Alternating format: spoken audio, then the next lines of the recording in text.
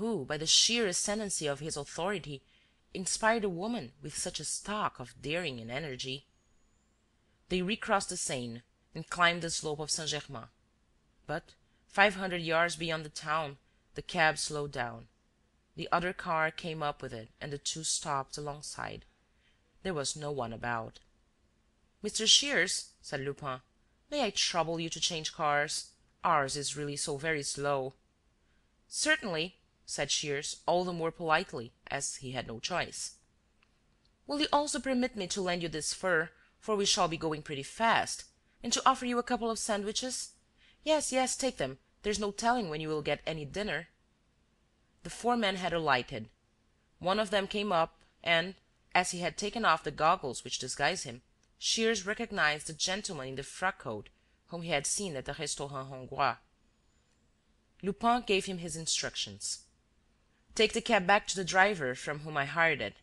You will find him waiting in the first wine shop on the right in the Rue Legendre. Pay him the 2,000 francs I promised him. Oh, I was forgetting, you might give Mr. Shears your goggles." He spoke a few words to Mademoiselle Destange, then took his seat at the wheel and drove off, with Shears beside him and one of his men behind. Lupin had not exaggerated when saying that they would go pretty fast. They travelled at a giddy pace from the first. The horizon rushed towards them, as though attracted by a mysterious force, and disappeared at the same moment, as though swallowed up by an abyss into which other things, trees, houses, plains and forests, plunged with the tumultuous speed of a torrent rushing down to the pool below. Shears and Lupin did not exchange a word.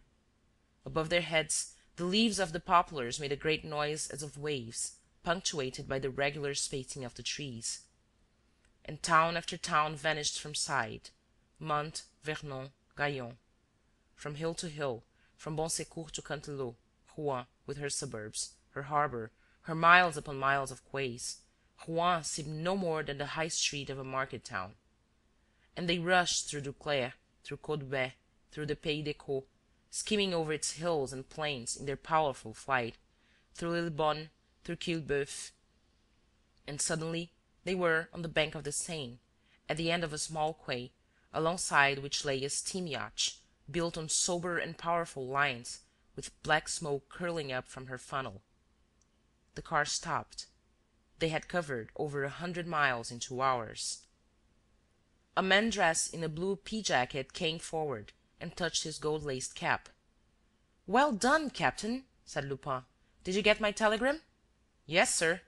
"Is the Hirondelle ready?" "Quite ready, sir." "In that case, Mr. Shears?" The Englishman looked around him, saw a group of people seated outside a café, another a little nearer, hesitated for a moment, and then, realizing that, before any one could interfere, he would be seized, forced on board and packed off at the bottom of the hold, he crossed the foot-plank and followed Lupin into the captain's cabin. It was roomy, specklessly clean, and shone brightly with its varnished wainscoting and gleaming brass.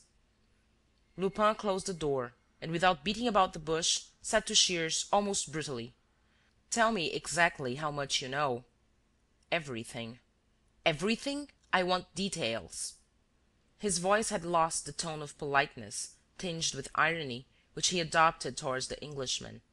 Instead, it rang with the imperious accent of the master who is accustomed to command and accustomed to see every one bow before his will, even though it be a Holmlock Shears. They eyed each other now from head to foot as enemies, declared and passionate enemies. Lupin resumed, with a touch of nervousness: "You have crossed my path, sir, on several occasions. Each occasion has been one too many, and I am tired of wasting my time avoiding the traps you lay for me. I warn you, therefore, that my conduct toward you will depend upon your answer. How much exactly do you know?" "Everything, I tell you." Arsène Lupin mastered his annoyance and jerked out: "I will tell you what you know. You know that, under the name of Maxime Bermond, I touched up 15 houses built by M. Destange?" "Yes." "Of those 15 houses you know 4?" "Yes." "And you have a list of the 11 others?" "Yes." "You made out the list at M. Destange's last night, no doubt?" "Yes." And as you presume that, among those 11 properties, there must inevitably be one which I keep for my own needs and those of my friends, you have instructed Ganimard to take the field and discover my retreat." "No." "What do you mean?" "I mean that I am acting alone, and I intended to take the field alone." "So I have nothing to fear, seeing that I have you in my hands." "You have nothing to fear, so long as I remain in your hands." "You mean to say that you will not remain?" "I do." Arsène Lupin went up to Holmlock Shears and placed his hand very gently on the Englishman's shoulder. "Listen to me, sir. I am not in the mood for argument, and you, unfortunately for yourself, are not in a position to check me. Let us put an end to this." "Yes, let us." "You shall give me your word of honor not to attempt to escape from this boat until she reaches English waters." "I give you my word of honor that I shall attempt to escape by every means in my power," said Shears, nothing daunted. "But, dash it all, you know I have only to speak a word to reduce you to helplessness. All these men obey me blindly. At a sign from me, they will put a chain round your neck." "Chains can be broken." "And throw you overboard at 10 miles from the coast." "I can swim." "Well said!" cried Lupin, laughing. "Heaven forgive me, but I lost my temper. Accept my apology, maître, and let us conclude. Will you allow me to seek the necessary measures for my safety and that of my friends?" "Any measures you like, but they are useless." "Agreed. Still, you will not mind if I take them? It's your duty." "To work, then." Lupin opened the door and called the captain and 2 of the crew. The latter seized the Englishman and, after searching him, bound his legs together and tied him down in the captain's berth. "That will do," ordered Lupin. "Really, sir, nothing short of your obstinacy and the exceptional gravity of the circumstances would have allowed me to venture." The sailors withdrew. Lupin said to the captain: "Captain, one of the crew must remain in the cabin to wait on Mr. Shears, and you yourself must keep him company as much as you can. Let him be treated with every consideration. He's not a prisoner, but a guest. What is the time by your watch, captain?" 5 minutes past 2. Lupin looked at his own watch and at a clock which hung on the cabin wall. 5 minutes past 2? Our watches agree. How long will it take you to reach Southampton?" 9 hours, without hurrying." "Make it 11. You must not touch land before the departure of the steamer which leaves Southampton at midnight and is due at the Havre at 8 in the morning. You understand, captain, do you not?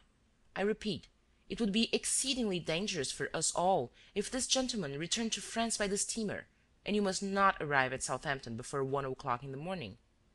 "Very well, sir." "Good-bye, maître," said Lupin, turning to Shears. "We shall meet next year, in this world or another." "Let's say to-morrow." A few minutes later, Shears heard the car drive away, and the engines of the "Hirondelle" at once began to throb with increased force. The yacht threw off her moorings. By 3 o'clock, they had left the estuary of the Seine and entered the Channel. At that moment, Holmlock Shears lay sound asleep in the berth to which he was fastened down. On the following morning, the 10th and last day of the war between the 2 great rivals, the Echo de France published this delicious paragraph: "A decree of expulsion was pronounced by Arsène Lupin yesterday against Holmlock Shears, the English detective. The decree was published at noon and executed on the same day. Shears was landed at Southampton at 1 o'clock this morning." End of chapter 5.